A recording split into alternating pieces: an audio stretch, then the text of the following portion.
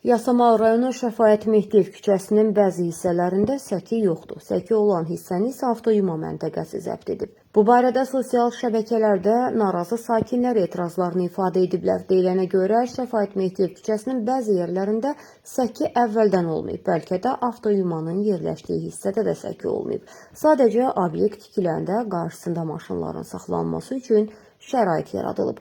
Başqa küçələrdə də avtoyuma məntəqələri piyadalara maneələr yaradır. Ötən ay Bakıda piyadaların rahat hərəkəti üçün Bakı Şəhər İcra Hakimiyyətində xüsusi proqramın hazırlanması barədə məlumat yayılmışdı. Məlumata görə mümkün olan yerlərdə piyada səkilərinin üzərində tikilmiş maneələrin sökülməsi nəzərdə tutulurdu.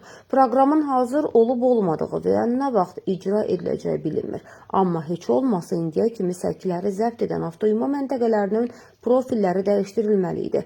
Bu da şəhər rəhbərliyinin səlahiyyətindədir. Onu da qeyd edək ki, Yasamal rayon İcra Hakimiyyətinin başçısı postunu tutan Elşad Həsənov dəfələrlə Bakı Şəhər İcra Hakimiyyətinə, xüsusən də Bakı mediasının rəhbərliyinə tabesizliyi nümayiş etdirməsi səbəbindən tənbih olunub və bir neçə dəfə baş verən bu halın özü belə Yasamal rayon İcra Hakimiyyətinin özünə yığışmasına nədən olmayıb.